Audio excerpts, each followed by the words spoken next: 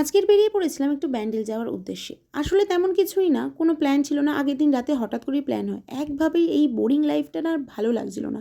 তাই জন্য একটুখানি অন্যরকম কিছু করার জন্য আমরা ব্যান্ডেলে বেরিয়ে পড়েছিলাম। আর শিয়ালদা থেকে বর্ধমান লোকাল ধরেছিলাম, সেইখান থেকে একদম ব্যান্ডেলে নামলাম।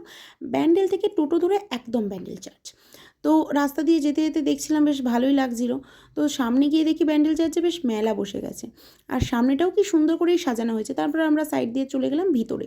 এবারে ভিতরে গিয়ে দেখলাম বেশ সুন্দর ভিউ। তো এত সুন্দর ভিউতে কি ছবি ছাড়া থাকা যায় বলো? তো আমরাও কয়েকটা ছবি তুলে নিলাম, তারপর ঢুকে গেলাম মেন চার্চের সামনে। তো তারপর এদিক ওদিক ভালো করে দেখছিলাম। দেখে তারপর আরেকটা প্রের জায়গায় চলে গেলাম। সেখানেও গিয়ে দেখছি মানুষজন ছবি তুলছে। আর এই জিনিসটা আমার কিন্তু ভীষণ ভালো লাগে। এখানে টাকা ফেলে নাকি উইশ করা হয়।